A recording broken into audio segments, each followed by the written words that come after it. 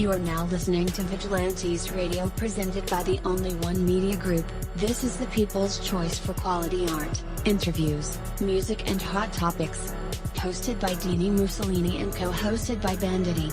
Call in to join the mix at 701-801-9813. All episodes of this podcast are available for free download at least 1 hour after each show at www.onlyonemediagroup.com. We welcome all. Enjoy the show.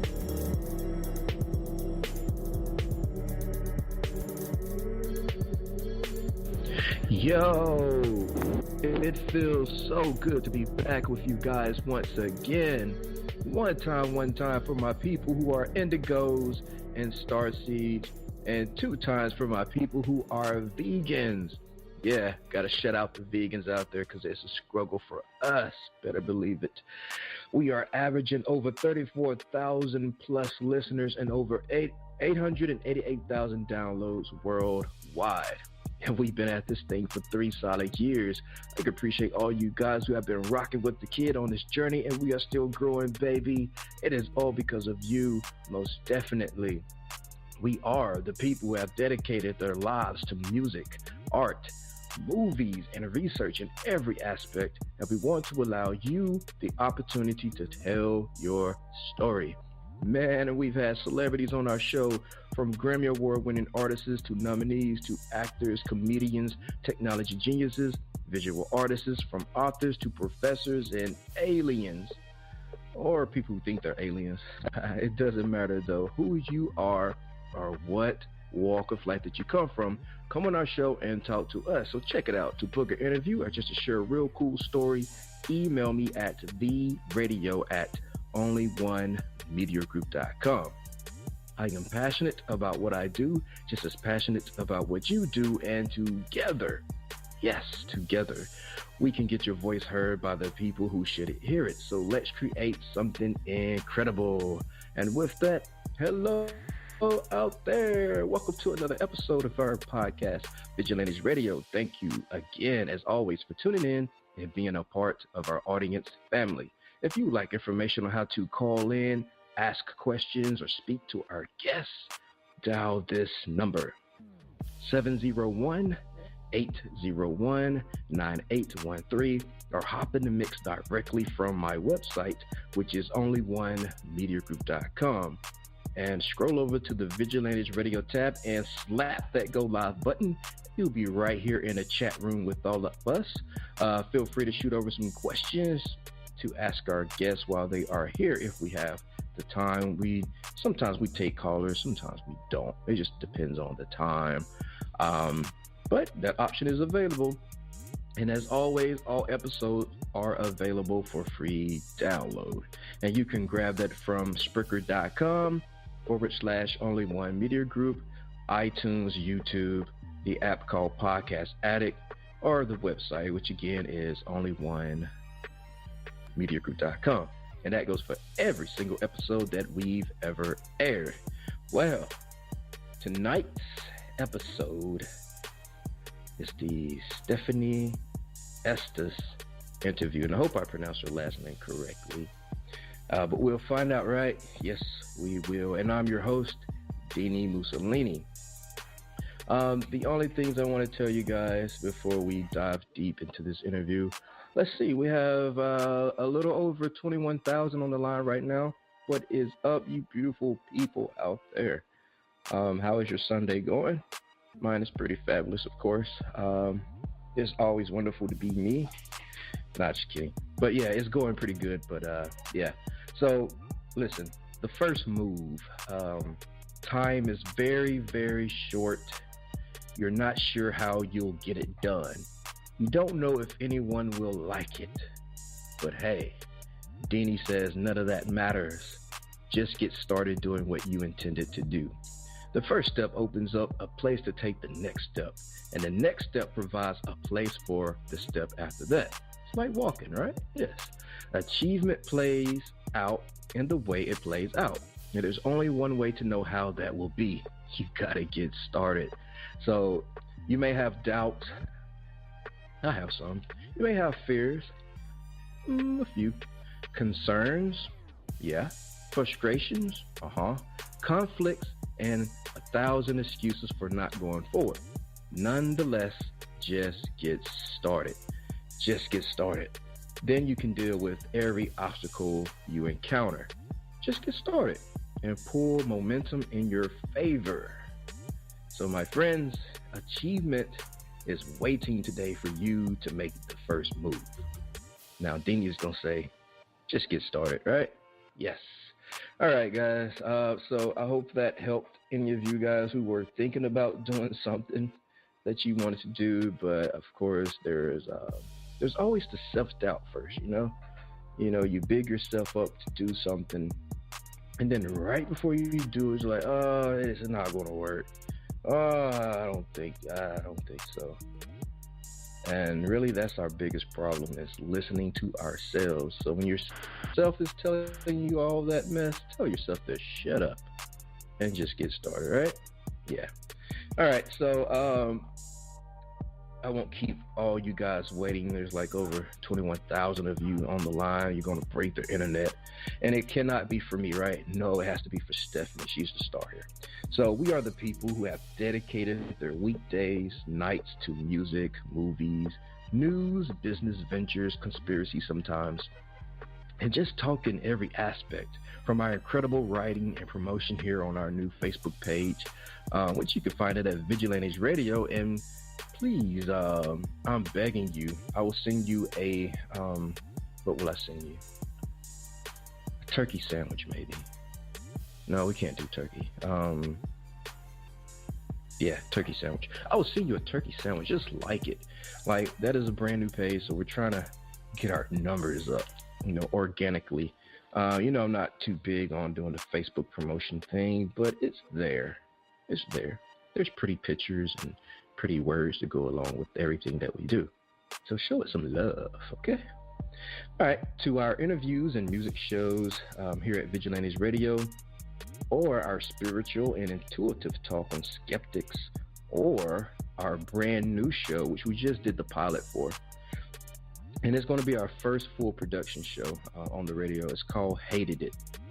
And it's where Mike and I review movies of all kinds. And of course, along with some comedy, we do great voice acting and so on and so forth. So yeah, keep your ears open for that. I was going to say eyes, but we're not TV or nothing.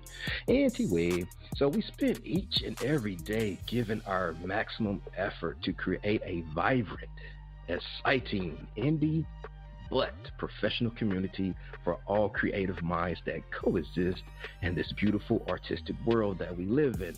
And our guest tonight is actress Stefanie Estes. So let's go ahead and bring her on. Hello, Stefanie. You're alive in the mix with all of us. How is it going, and how are you feeling? I'm well. Thanks so much for having me on. Oh, you're welcome. It is a complete honor, actually. Oh, I used to watch. So nice. Yeah, I watched you in a few movies and before, and it came across my desk, and I was like, "Oh, heck yeah, I have to interview her." Oh, that's awesome. Oh, that's wonderful. Yeah, I'm so happy to be on and speaking with you. Definitely. Did I get your last name correct? You did. You got it. All right, so I'll go buy myself a sandwich. Your turkey sandwich, right? No, I can't eat turkey. I'm a vegan. Oh, you're a vegan? I am. Good for you. Good for you. Thank you. I'm pretty much a vegetarian, and I've been leaning towards embracing the whole vegan thing, but I haven't gone all the way yet. But I applaud you. That's really admirable. Thank you. Well, you're halfway there, right? Yeah, almost there. Almost. I really like cheese, though. That's hard. That's hard to give up for me. Yeah. Yeah. Okay, so shall we get started? Yeah, let's do it. All right. So, Stefanie, you are from the state of Hawaii. And then all of a sudden, that's pretty cool, though. You're from the home of Robert Kiyosaki, which is a mentor of mine, actually. Oh, really? That's wonderful. Yeah. Then all of a sudden, you're in Los Angeles, the city in California, where everything happens. The one stop in the world where people travel from all over with Hollywood or bust. And a lot of people, Yeah. including, they still do that. A lot of people, including myself, understand that kind of move, and simply, some people don't and won't understand the adjustment that it takes. From going from a small rural town Yeah. to a nearly 24-hour city. So, Yeah. describe, if you can, some of those first moments when you were taking it all in. Like, how big did that place seem in comparison to where you were from? Well, so I went from Hawaii first to New York City and then to Los Angeles. So I went to college Ah, in New York. So that was an even bigger transition than from Hawaii to Los Angeles, because I wasn't used to, you know, freezing temperatures and snow and all that. Um, but I mean, it was a huge adjustment going from a place where everything was familiar and life was slower and more relaxed, to a city that literally never stops. Um, mm-hmm. but it was also refreshing, because it was something completely different and something that I think I had craved for a long time. Um, and I was lucky in that when I moved to New York, my aunt lived there. So I had something to sort of ground me. I wasn't just left to my own devices. I Right. had someone to make sure I was getting 3 meals a day and taking care of myself and not, totally going crazy. But yeah, it was definitely an adjustment, but one that was very exciting. Um, and from New York, I ended up moving to Los Angeles, which I like to say I'm slowly moving back to my tropical roots. Yeah. Um, yeah. So so it feels yeah, like home. it does. I mean, it's not Hawaii, but it's definitely not freezing in the winter like New York is. It's usually pretty pleasantly around 60 to 75 degrees, which I can live with. Yeah. Um, yeah. So, what was it like? An immediate move when you graduated or finished school in New York, or was it just Well, something? it was, I finished, I got my BFA in acting from NYU, and I was living in the city and I was pursuing theater, but I was finding that most of the auditions that I was going on and most of the things that I was actually getting cast in were actually film. So Mm, it seemed to make sense to move to the place where film was sort of the epicenter. So that once I realized that move happened pretty swiftly, and I realized that I really liked working in film. It's it's I love working in theater too, but yeah, it was just something different that I wanted to pursue. So that's what sort of triggered the Los Angeles move for me. that's cool. Well, you found your true calling, right? I Um, did, yes, yeah. So, how long did I it take did. for you, though, growing up, to realize that acting is something that you just needed to pursue? Well, I was exposed to theater and acting from a pretty early age. My uncle was an opera singer, and my aunt, the one who lived in New York, is an actress. She was on As the World Turns, that soap opera, for many years, and she's been on thousands of television commercials and other TV shows. But I grew up watching members of my family sort of perform, and I Hmm. was always intrigued by it. But I think I was a bit reserved and shy as a child. Um, so when I finally got the opportunity to really explore theater and acting in, I think, middle school, I realized that it was a way for me to express aspects of my personality and emotions that perhaps I felt inhibited to do in my real life. So it was a bit of a rush and a release for me to do it. And as I got older, I also realized that it has a really powerful component in it, in that with acting, you're telling stories, and that you're imparting something to your audience, which I think is what I ultimately fell in love with. The ability to elicit something, an emotion, or getting your audience to think about something in a new and different way. That's when I realized that I really loved acting, when I realized that you could actually create stories and elicit something in another person. Yeah, that is so cool. That is so cool. All right, so I've noticed you've been on a campaign lately. Oh, yeah. Yeah, I did my TMZ homework. But so tell us about the new movie that you are currently campaigning about. It's called Bethany, and you're starring in it. And it actually releases in a few days from here on the April the 7th. Is that correct? Yes, it does. It releases on VOD and iTunes, and then I think in some select theaters. But yeah, it's a horror film, and I've done a few horror films in the past, but this is the first time that I got the honor of playing the protagonist in it, which was exciting and nerve-wracking and terrifying all at once. But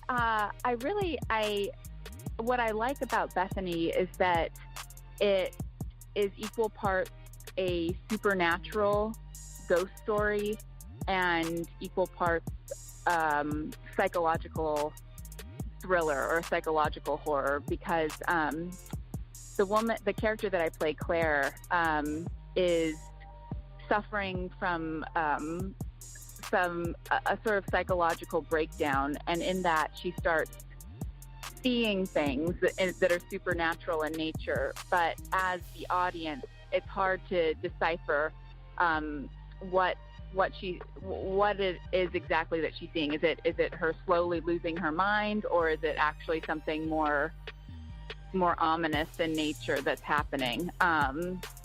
So it mixes the supernatural and psychological in a really interesting way.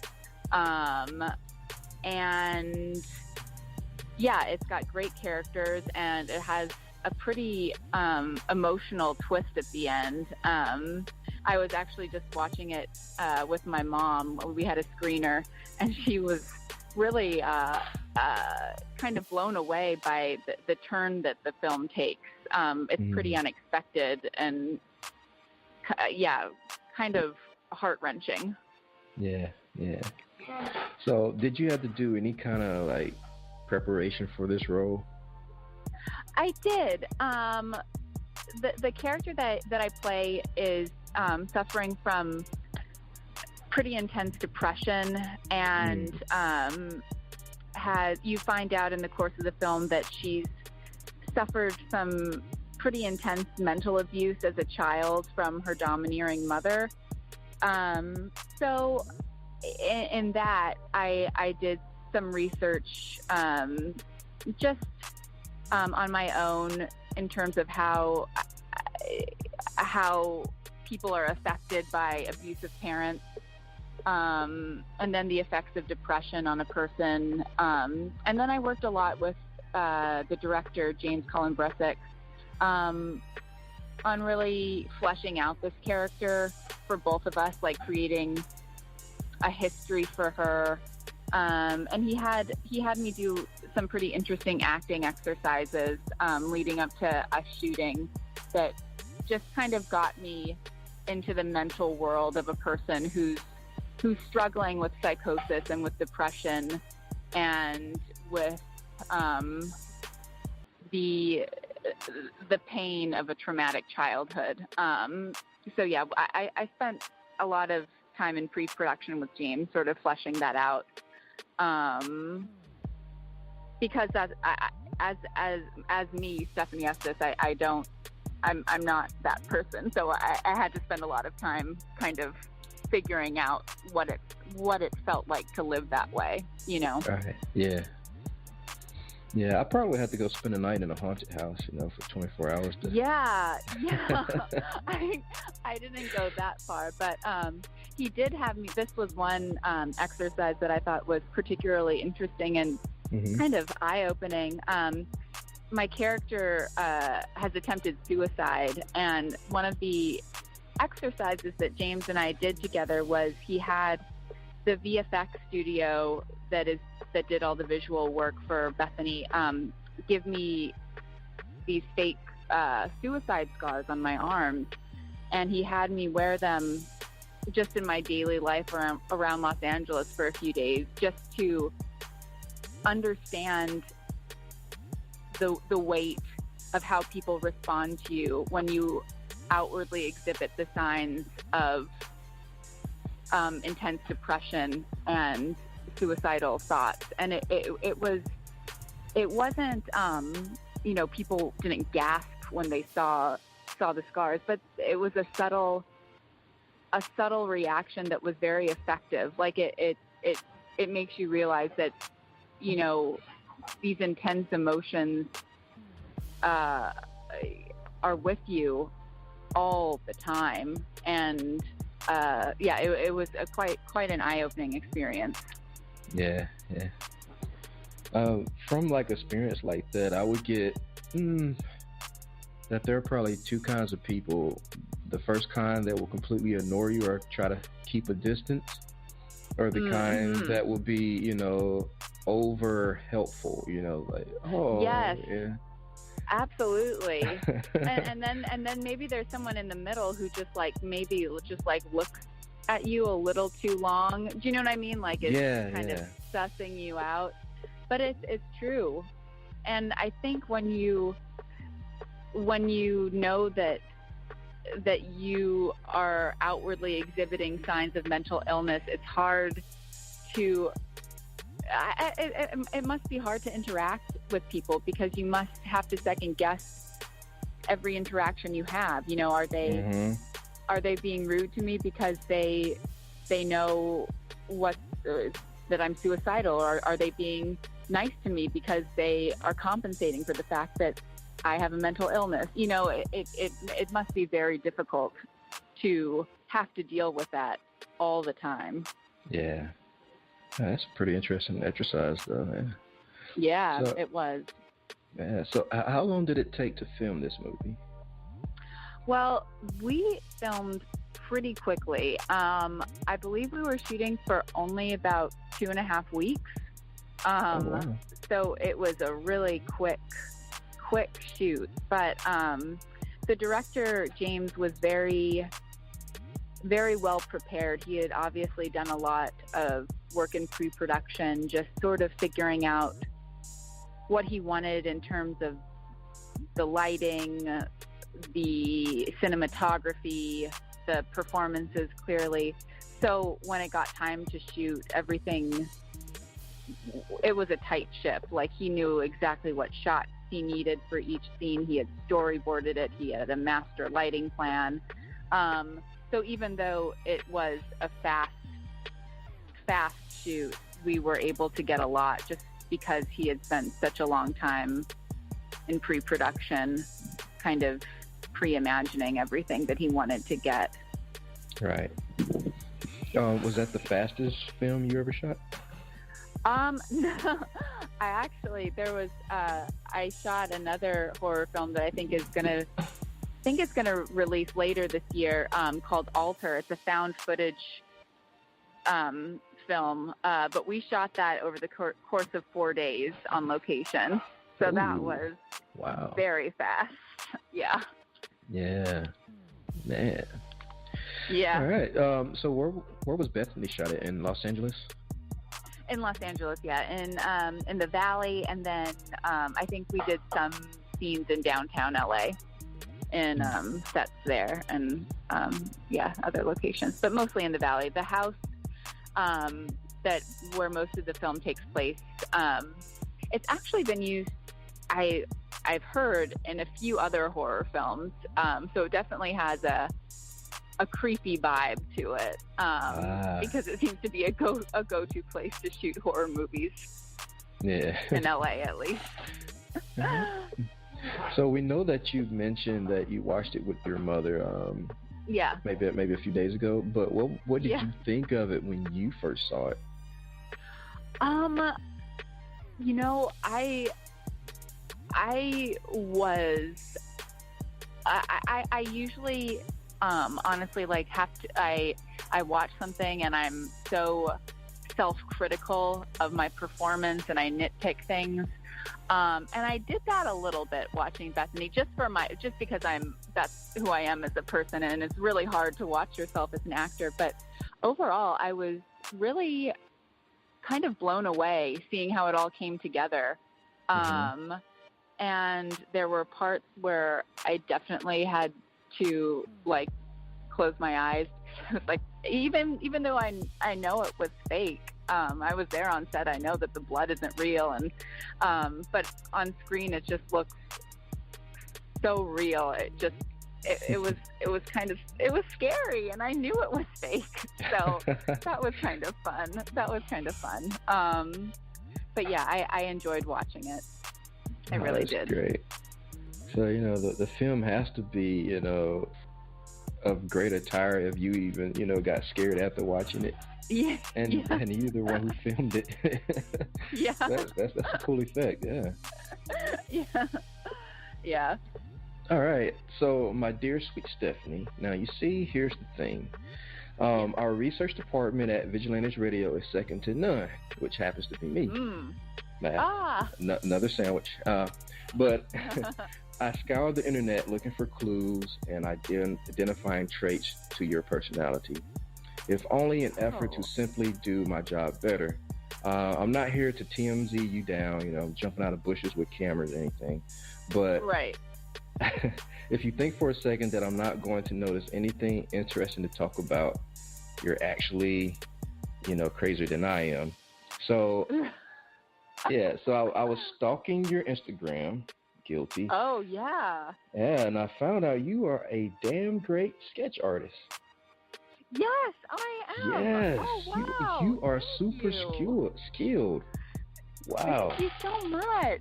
Yeah. I'm so glad you appreciate those. Yeah, that's something I do sort of on my when I have a free day or something. But I'm so happy you like them. Oh yeah. Yeah. I'm trying to get back into an art class just because I recently was sketching with a friend and I was like, damn, they have really good skills and I want to be like them. So I'm going to try and get back into a class when I have some time. But yeah, I love sketching. My mom was a visual artist. She did portraiture and pastel landscapes and stuff. So definitely not as good as her, but I think that's where the passion for painting and drawing came from, was my mom. Okay, so the second thing that I've noticed that you are in love with the outdoors, nature. I am. I love hiking. I love nature. I really do. I love it. Yeah, climbing mountains, hiking. Yeah, yep, that's right. Wow. That's right. Yeah. Have you tried skydiving yet? I have not. I am terrified. I'm not going to lie. I am. I know. I have had friends who have done it, and they've said I have nothing to worry about, but I have an intense fear of heights. It's not so bad when I'm hiking and I feel connected to like the earth around me, but when I'm on a tall building and I look over the edge, or if I was in an airplane having to jump off, I think I couldn't do it. I would be too terrified. Oh no. But I mean, there's still time. That could change. Yeah. So do you hike with your shoes off to feel more connected to Mother Earth? I do sometimes. I have in Hawaii. I don't really do it in California because there's snakes and whatnot. But in Hawaii, there are a lot of trails that require like crossing like stream beds. So it just makes sense to do it barefoot because you're going to have to take your shoes off anyway, unless you want wet shoes, and no one wants that. So, Yeah. And generally the trails in Hawaii are pretty easy on the feet. They're like grassy, or, they're softer. It's a softer terrain. Right. Okay. So there was one more thing that I noticed. Yes. And it was pretty prominent. Oh. So you are a Dump Trump supporter. Yes. And oh, yes. Yeah. I know that's the topic of a lot of conversation these days. Some like him, some don't. I kind of like the guy, but for business purposes, that is. I read all his books, and he makes sense here and there. But sometimes as a politician, I don't. He's pretty honest, and sometimes it's saying the wrong thing at the wrong time. You know how that goes. But tell us, I'm more interested though in you. Is it dangerous to be in a position that you are, to be opinionated in Hollywood because of clubs and certain, politician groups that these clubs belong to? And how do you find your way around that? Well, that's a good question. Is it dangerous? I guess I've yet to find that out. I guess this current political climate is the first time when I've felt the need to, express my opinions more aggressively. So I guess I've yet to find out if it's dangerous. I haven't lost any jobs over it yet, but that could change. I just think when you're passionate about something, it's important to speak out about it. And I guess I'm lucky in that most of Hollywood is pretty left-leaning, as is California and New York and Hawaii. So I'm usually surrounded by like-minded people, but that's not to say that I'm very interested in having conversations with people who don't feel the same way, because I think that's the only way we're going to make any progress in our current situation, is having honest conversations with each other and listening to what each person has to say, instead of pointing fingers and yelling into an echo chamber, Mm-hmm. Yeah, and a little bit along the lines of what you're saying is that, everybody has their own opinions, and it's cool to sit and listen and debate and, listen to great, talking points. But I just think, sometimes Americans nowadays are just too sensitive, Like, I have to walk on eggshells myself as an independent journalist, and I'm also in the music industry. And, you say certain things and you'll lose a crowd, or you'll lose a sponsor or an endorsement. And the same goes for radio. Like, if there are some right-wing listeners, and I say, hey, I like Trump, left-wing listeners. Right. I like Trump. I would lose half the audience. Or I hate Trump. I would lose another, half. Right. So sometimes it's harder for, people like me to voice an opinion. And I kind of imagine that it would almost be the same for you because of, the different clubs in Hollywood, or, how it goes. Yeah, absolutely. Absolutely. I mean, you're right. And I guess, perhaps some of the things that I have posted about on the internet do alienate some of the people who would be watching my work. But I don't know. I think sometimes you're just compelled to say things, and for me, I have to say them. I can't hold them in, and if I suffer some repercussions for that, oh well, That's good. Oh yeah, that is good. So yeah, we'll see. It's hard though. I completely I empathize with with you 100%. It's very difficult, and we live in a time, where unfortunately a lot of people aren't willing to listen to any sort of differing opinion, which is kind of sad when you think about it, Oh yeah. because our country was founded on,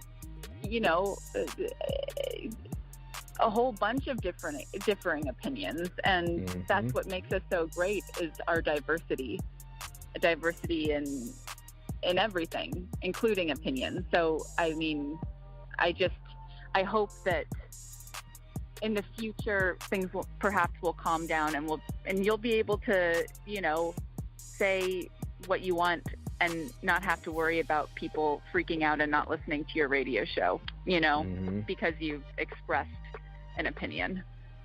Oh yeah. So I'm like you. When I do feel the need to say something, I will. And I receive a ton of hate mail, which I read sometimes on the show. But it's fine. But yeah. So all right. Tell us about your collaboration with your co-stars Zach Ward and Tom Green. How was it working with them in the movie Bethany? Really fun. Zach is a great actor. I watch him every Christmas in A Christmas Story. It's like a family tradition to watch that movie. So I don't know. I felt like I knew him when I worked with him, even though it was our first time meeting, just because I felt like I've spent my entire childhood with, that character from A Christmas Story that he plays. But he's a very talented guy, and a very open to collaboration, and was really, really nice to me in terms of, wanting to help me run my lines and help me, if I needed some space to get into character, he was happy to give that to me. Just a really giving actor. And working with Tom Green was really fun. I mean, I watched the Tom Green show. He's so naturally like dry and funny in person, that it brought a really great sense of levity to the set, I thought, because so much of the film is so dark and scary and depressing that Tom sort of lightened the mood quite a bit, which was much appreciated. And I thought he did a phenomenal job playing it straight. He plays a psychiatrist, and I mean, there are a couple of moments where he has you see that kooky edge come out, but for the most part, he really holds his own in a more serious role for him, which is really, really cool and surprising. All right, yeah, that's cool. That is cool. So, Stefanie, I checked into as many of the films in your catalog as I can find and get my hands on. And it literally seems like once you learn how to act and do what you do, that you never stop creating. And that is so incredible, to keep working like that. There are so many roles out there from you, and you obviously have a complete passion to continue to work as much as you have been. So tell me about a few actors, though, that have influenced you in the film industry, and what your personal goals are in acting. Well, I mean, the actors who have inspired me and influenced me, I think, off the top of my head, one actress that I can think of would be Jenna Rollins. She did a lot of work in the 70s and 80s, and she was just really prolific in creating her own work with her husband, John Cassavetes. So I look at her as someone who played really interesting and complex female characters, and also stepped up in terms of taking the reins in creating her own work for herself. which I think is kind of essential and is what I hope to do, is to continue to play interesting characters that challenge me, and also that I step up and start creating my own work, whether that be just writing and then acting in something, or trying my hand at directing. But I think especially in this day and age where it's so oversaturated with media, like it's important to create what you want to be in, because and we have so many opportunities now. I mean, you can take your iPhone outside and shoot something that looks like $1 million. So there's no real excuse why you shouldn't do it. So in terms of my career and what I want to continue doing is I want to continue to act, clearly, but I also want to have a real hand in the creation process of the work that I do. Yeah. Okay, and you mentioned writing a few seconds ago. You're listed as a writer on IMDb. Are there any works out there from you? Well, I wrote a sort of web series that's kind of like a strange comedy web series about it's called These Are My Friends, and it's just odd comedy. But right now I'm writing a short film with a dear friend of mine that we just finished a first draft of, that we're hopefully going to shoot sometime this year. And then I'm writing a feature with another actress friend of mine that we're sort of we're in the throes of writing it right now. But the basic premise is it's about two sisters who have been estranged, who reconnect after their father dies, and in settling up his estate, they're sort of forced to come to terms with some darker family secrets that they haven't really dealt with. So yeah, that's what I've been working on writing-wise. Oh, wow, that's incredible. Oh, thank you. That's incredible. Yeah, I can't wait to to see it, really. Thanks. And what do you call Me odd too. comedy? Ooh, say that again? What do you call odd comedy? What is that, really? Odd comedy? Okay. Well, I mean, I guess you'd have to watch the web series. It's just like, it's a character who's like kind of, I don't know, maybe she's had a little too much to drink, and she's giving like holiday decor tips that are awful. So it's like it's kind of in the vein of like Adult Swim or something like that.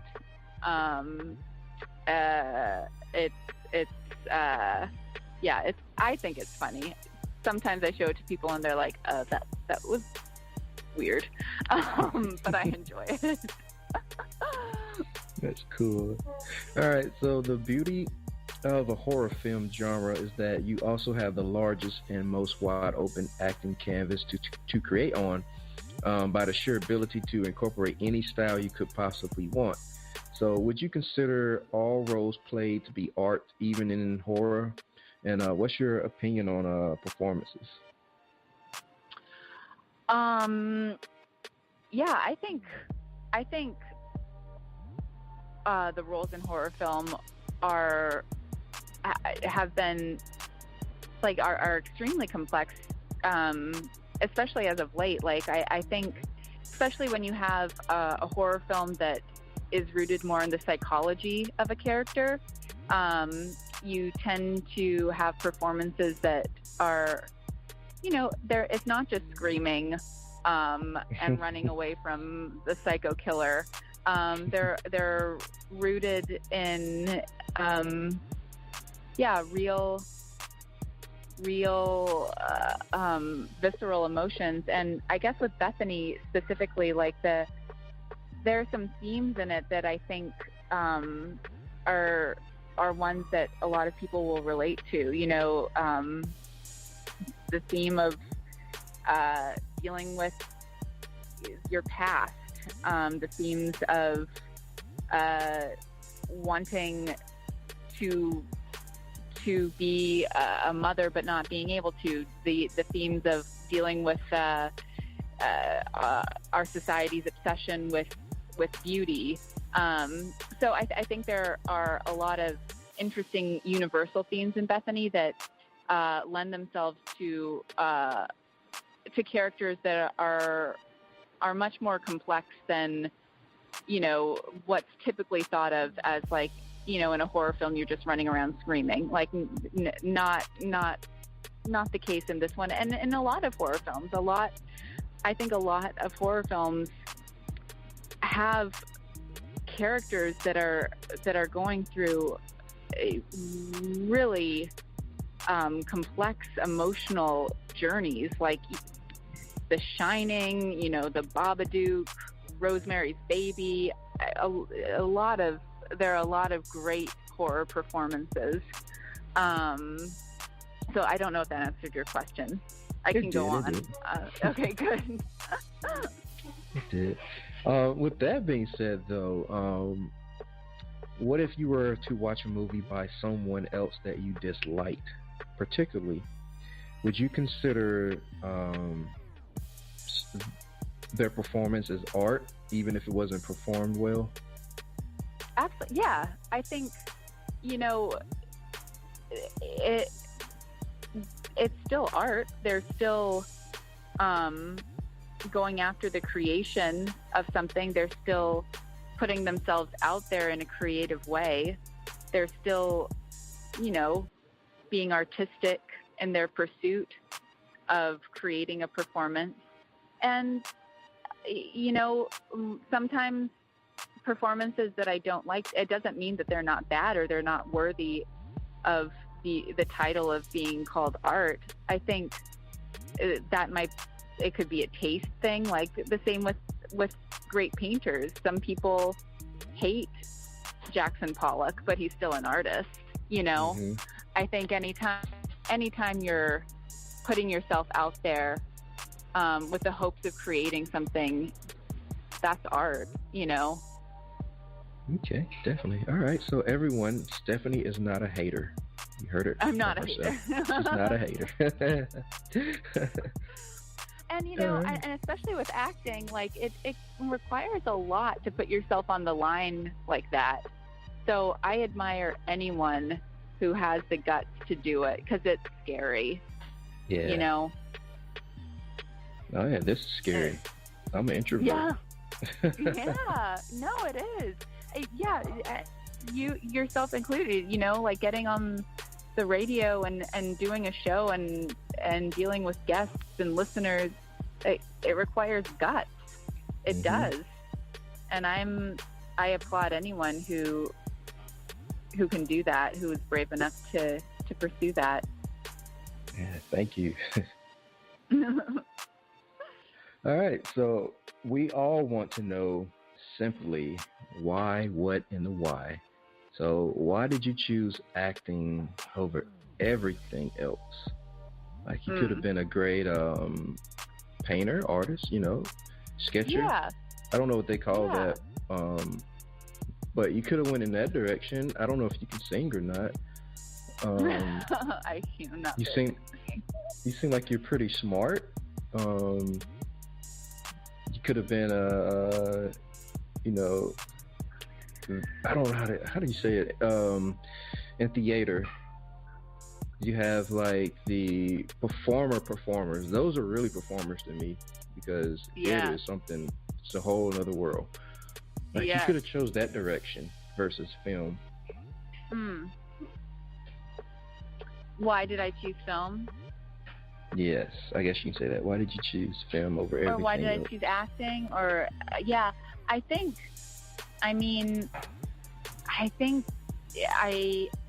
I remember I had teachers in college who would tell us all the time, if there's something else that you could be doing other than acting, do that, because it is so hard.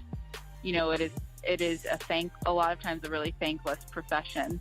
And I remember thinking about that and just feeling that no, there's nothing else that I really want to be doing more than this. And I don't know if that stems from the amount of gratification that I get when I get to act. Like, I get a wonderful emotional gratification. I get gratification from seeing how people respond to my performances.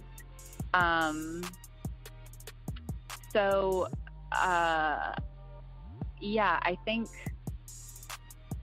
the feeling that I get when I get to act is unlike any other feeling in the world for me, and that was worth pursuing and, you know, focusing on, and neglecting or not going down these potential other roads that I could have. Okay. And then I think in terms of like film versus theater, I mean, I love theater and I would love to be doing it all the time, but I think it's just sort of where my path has led me at this point.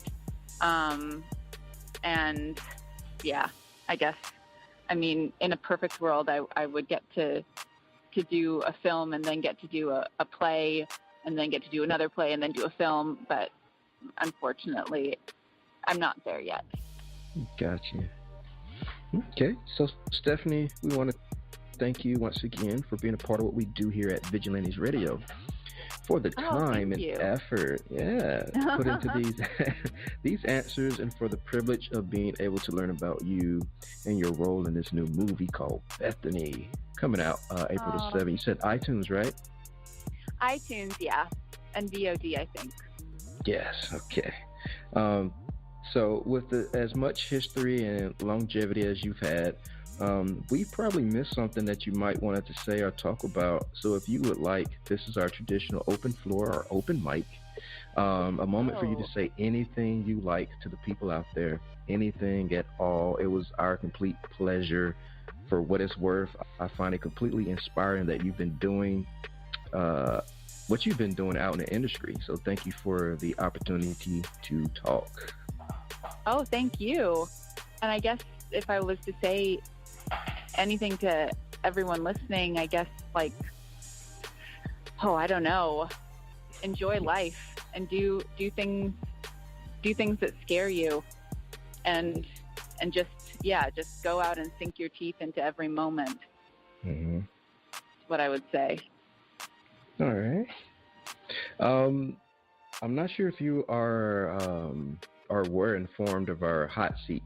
Are you familiar with that? Oh, no. Okay, so I'll give you the rundown of what that is. So we usually play music right before the hot seat, and our fans actually love this part of the segment. And of course, along with the actual interview, but the audience get to hear either some vocals, maybe a poem, inspirational speech, a written work, spoken word. Maybe you can freestyle rap, recite lyrics, have a joke or a story to tell, or even play a live instrument.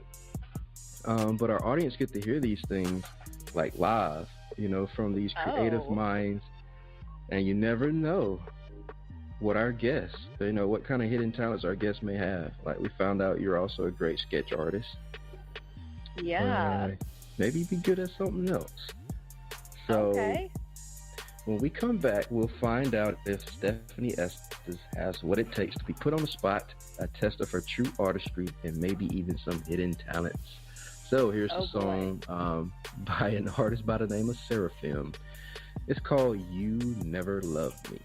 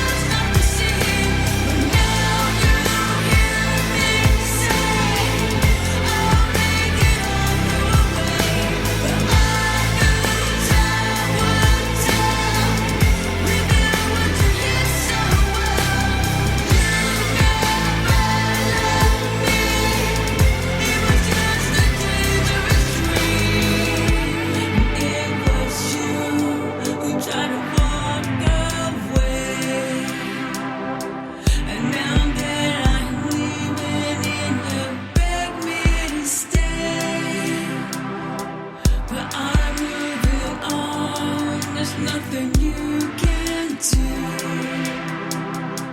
And all you have left is a memory of me. You never loved me. My clothes, my eyes not to see. But now you hear me say, I'll make it all go away. But I knew time would tell. We knew what you did so well. You never loved me. It was just a dangerous dream.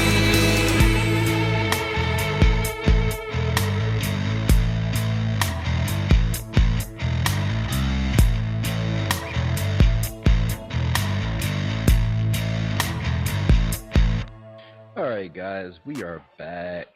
And again, that was Seraphim, You Never Loved Me. Guys, real quick, every time I hear that song, it reminds me of Slept So Long. That was performed by, I think, James Gordon from the band called Orgy, which was written by, what was that guy's name from Korn? Jonathan Davis. Yeah, Jonathan Davis from Korn wrote that song. He also wrote the entire soundtrack from the movie Queen of the Damned, which is where that song was from. And the funny thing though about that movie, after seeing Stuart Townsend and Aaliyah, you know, that's one of my favorite movies, by the way. After seeing that, I went and bought the tightest leather pants, and for an entire week I walked around, you know, shirt on. Yeah, I was a vampire for a week, but don't mention that outside of this show. Okay, so yeah, let's bring Stephanie back on. That was pretty awkward. All right, Stephanie. Yes. All right, you are live with us again, and it is time for the hot seat. Oh boy. I don't know if I should be excited or terrified. Maybe both. Yeah, maybe both. All right. So, what do you want to do for us? I don't know. Maybe give me a suggestion. All right. I definitely don't. I'm not like I don't do poetry. I mean, I don't know what I could do. What about should a I joke? do? A joke. Yes. Oh joke. gosh. Joke. Or what about a cool story from like one of your behind the scenes moments? Behind the scenes moments. Mm-hmm. Oh, I can tell you. Let me think. Behind the scenes in Bethany specifically, or it doesn't matter. Yeah, it doesn't matter. Just make sure it's embarrassing. So we can. Embarrassing. Gosh. I mean, there have been so many times I've been embarrassed on set. Recently I was shooting this sort of like a like a spec, sort of like a trailer for fundraising and to pitch a film. And the premise was that there was this woman who I was playing who was writing her thesis about girls who worked at peep shows. And as part of her research, she started performing at a peep show. So in this like little short that we were shooting, I had to like kind of do like a sort of striptease type of dance. And I tried it once and fell over, like completely ate it.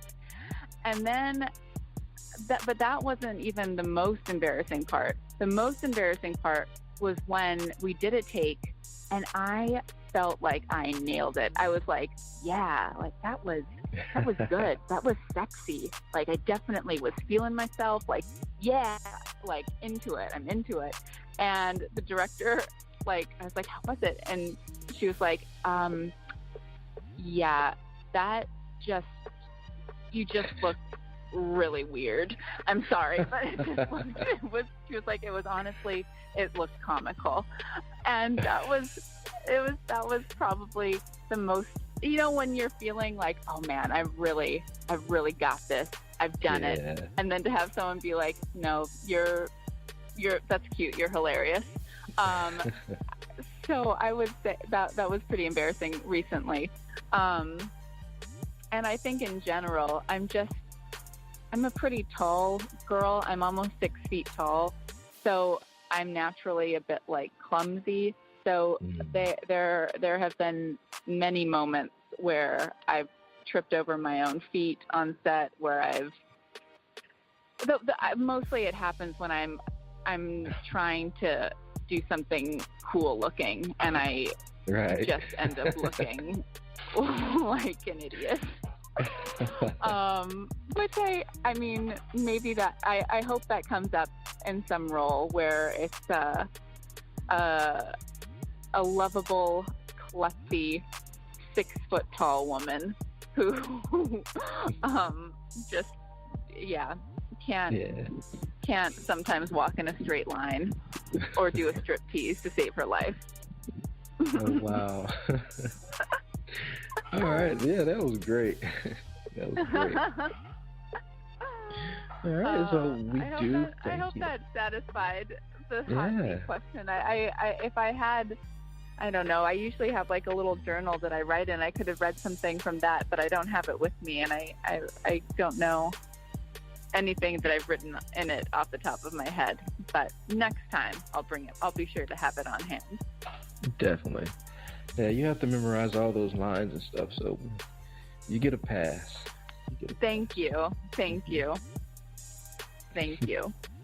Definitely. All right, so thank you, my Vigilantes family, as always, for checking out the podcast over here at Vigilantes Radio. You guys are so wonderful.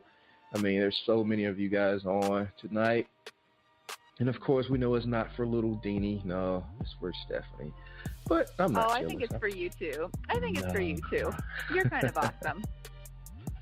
A little bit. So, a little bit. So all of our episodes, though, are available for free download. And you can grab that from Spreaker.com /Only One Media Group. Be sure to follow. You can grab it from iTunes, YouTube, or our website, which is onlyonemediagroup.com. And we are available on an app called Podcast Addict. That's right. Carry us around in your backpack, your pocket, wallet, man bag, or whatever, suitcase. On your phone, on your tablet, stream, download, bootleg, I don't care. Sharing is caring, right? Right. So if you like to request music or a guest to come on, make sure to email me at vradio@onlyonemediagroup.com. Here's my disclaimer. We are genre-free, we do not judge, and we absolutely do not base our opinions on hearsay but facts alone. And actually, you can scratch all of that because all of my opinions are always right. That's the bottom line. This is my show. Something you got to deal with. Nah, just kidding. On behalf of myself, Deanie Mussolini, I appreciate you guys as always for tuning in either afterwards or live with us. Spread the word. Sharing is caring. Also, another special thanks to our guest today, Stefanie Estes, for joining us. We have stepped our game up just so you guys and our guests can have the best experience here on our show. You know, Deanie just may end up in a film with Stefanie. I do it all, my friends. Okay. Awesome. It will. Just remember to be yourself and be absolutely freaking great at just doing that. That's all. Just be yourself. And with that, have a good, evening? Yes, have a good evening. Man, time flies.